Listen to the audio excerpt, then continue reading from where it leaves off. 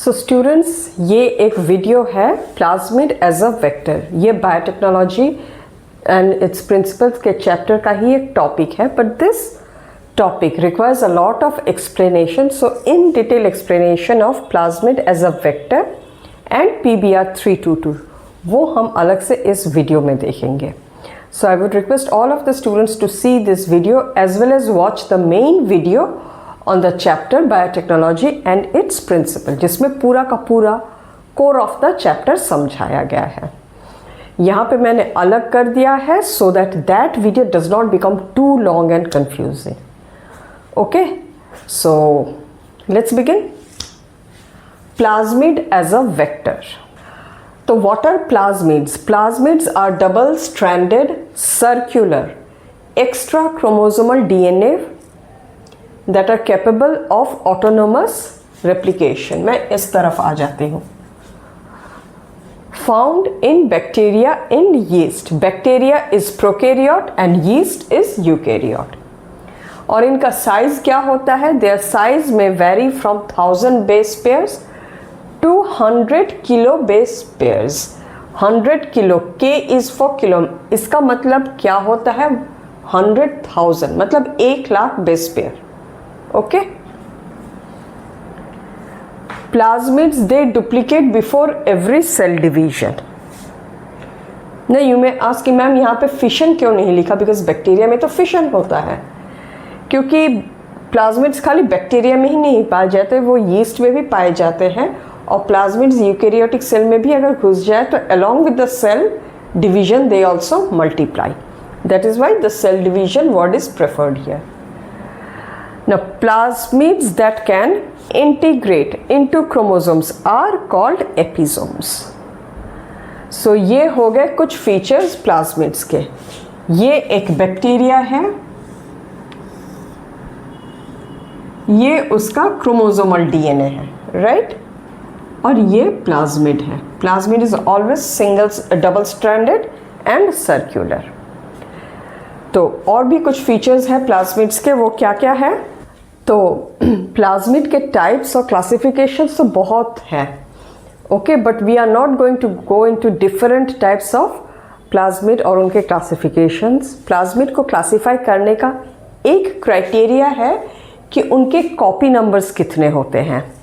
This is what we are concerned for our knowledge of class 12 biotechnology. Okay, इसीलिए खाली इसी का ही देखेंगे।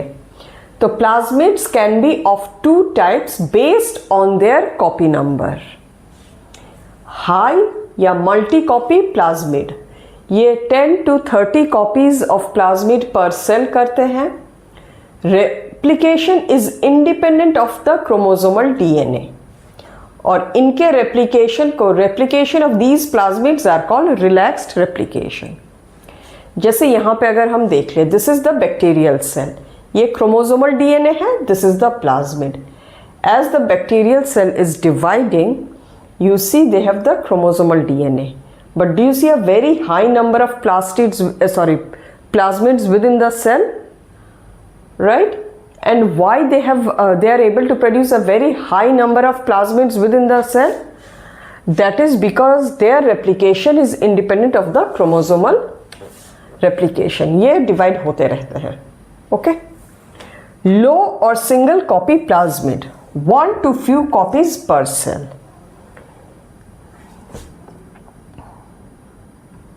यहाँ पे replication is under the control of chromosomal DNA. And that is why their copies are also less. If you see, this is the cell, इसने divide किया, it's just few copies, यहाँ पे दो ही दिखाया गया है। And replication of these plasmids are called stringent replication. Okay, so this was some facts about plasmids जो हमारे मतलब का है। अब हम देखेंगे development of plasmid as a vector for r DNA technology, और उसमें हम कौन से वाले प्लाज्मिड को स्टडी करेंगे? PBR 322। So now development of plasmid based vectors. अब नेचर में जो प्लाज्मिड्स होते हैं, naturally occurring plasmids, are they tailor made for our experimental purposes? Absolutely not. वो काफ़ी लार्ज इन साइज हो सकते हैं, उनमें वो शायद कैरेक्टर्स हो सकते हैं जो हमें चाहिए और वो भी कैरेक्टर्स हो सकते हैं जो हमें नहीं चाहिए। वेरी लार्ज, शायद बहुत सारे से प्लाज्मिड्स ऐसे होंगे जिनके कॉपी नंबर्स बहुत लो है, बहुत सारे से प्लाज्मिड्स ऐसे होंगे जिनमें वो रिस्ट्रिक्शन साइट्स नहीं है जो हमें चाहिए, and many things. So for this reason the plasmids are taken, they are reconstructed, tailor-made, recombined for to suit our experimental purposes. कभी कभी उन्हें शॉर्ट किया जाता है, उनमें कुछ और घुसाया जाता है और सेगमेंट ऑफ डीएनए घुसाया जाता है, बहुत तरह के मॉडिफिकेशंस के बाद plasmids are made as a vector for our experimental purposes. ऐसा ही एक प्लाज्मिड है which occurs naturally, PBr313. This is a naturally occurring plasmid. Do you know the size of this? 9 kilobase pair. Yeah, 9k base pair या 9000 kilobase pair means which is a very long one. But इस plasmid के दो अच्छे चीज क्या है? Say for example if this is the plasmid, इस वाले प्लाज्मिड पे there was a gene which coded for resistance against ampicillin, and there was another gene which coded for resistance against tetracycline.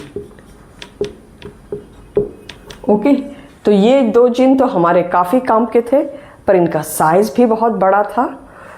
In addition to these genes, this contained restriction sites for many different kind of restriction enzyme. एक एक करके था. तो scientists ने क्या किया? इस plasmid को उठाया 9000 से काट के, क्योंकि उन्होंने देखा कि 9000 में से बहुत सारे ऐसे सीक्वेंसेस हैं which are not coding for anything, useless है. तो उन सारे सीक्वेंसेस को काट के इसे शॉर्ट किया, and the number of base pair was brought down to 4361 base pairs. Okay, so now the plasmid that we have is 4361 base pair with two very important genes, one that codes for ampicillin resistance, another that codes for tetracycline resistance. In addition, it has got many restriction sites for many restriction enzymes, and this plasmid naturally had a very high copy number. And modification के बाद इतने nucleotide length पे हमें जो मिला that was PBr322 plasmid. So PBr322 plasmid is the first constructed artificial plasmid for experimental purposes. Okay, this was the source. Now अब PBr के ये PB और R ये क्या है? P is for plasmid. तो PBr322, P is for plasmid, BR is for Bolivar and Rodriguez. 322 is the numerical designation. This was the first artificially developed plasmid, constructed plasmid, and it was constructed in the year 1977. And it is 4361 base pair long. Now let us look into the diagram and the structure of PBr. तो आपके सामने अब ये क्या है board पे? This is the diagram of a PBr2 vector. इस vector में हमें क्या क्या देखने को मिलता है? इस वेक्टर में हमें एक ओरिजिन ऑफ रेप्लिकेशन ORI देखने को मिलता है, जीन्स देखने को मिलते हैं, restriction sites for many restriction enzymes देखने को मिलते हैं. ओके, तो सबसे और जीन्स में से भी दो इंपॉर्टेंट जीन्स जो सिलेक्टेबल मार्कर्स का काम करते हैं. So let us begin with ORI या ओरिजिन ऑफ रेप्लिकेशन. तो PBr में this is the origin of replication, और ये जो ओरिजिन ऑफ रेप्लिकेशन है it supports a copy number of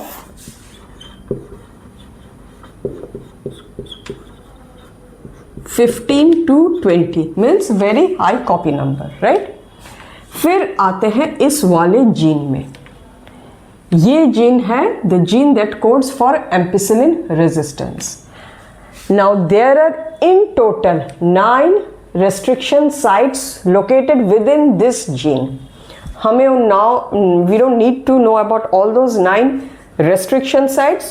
We just need to know the 2 that is given in the diagram in your book. इस gene में एक है restriction site है for the enzyme PST1, दूसरा है for PVU1.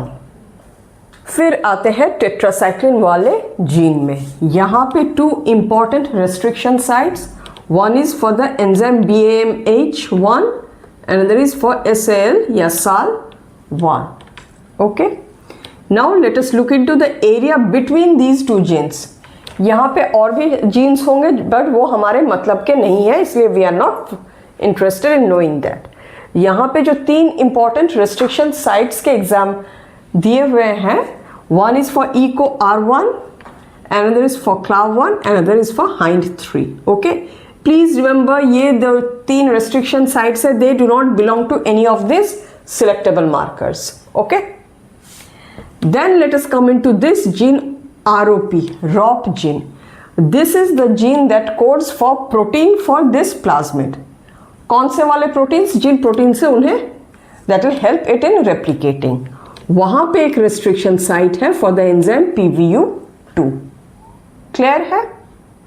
In total पूरे इस वाले plasmid में there are some 40 restriction sites, of which 11 are here and 9 are here. We don't need to know them, we just need to know PVU2 कौन से वाले gene पे लोकेटेड है, BMH1 SAL1 कौन से वाले में है, और PVU1 and PST1 कौन से वाले जीन में है। क्लियर है? So with this we are done with plasmid as a vector and the structure of PBR2 and what are the different segments of it, how to remember it, that is required for your chapter. Okay. So students, don't you think this is the very ideal plasmid which has which has all the qualities that is needed for a vector? Selectable markers है, restriction sites है, 1 each for each of the restriction enzyme. ऐसा नहीं कि ECO-R1 के लिए यहाँ पे भी है, यहाँ पे भी है, सिर्फ एक एक करके multiple restriction sites है. Origin of replication जो है, it supports a very high copy number, right? So that's all about PBR322. I hope you understood everything about plasmid as a vector, and I hope this helps you in understanding the core of the chapter even better. Okay. So for those students, those who have not yet subscribed to my channel or liked the video, a kind request to kindly do so. Okay. And please stay subscribed to the channel so that you get all the updates. Updates आपको मिलते रहे जब जब मैं कोई video बनाऊंगी. Okay. So that's it. So we are going to see each other very soon with another video. Bye.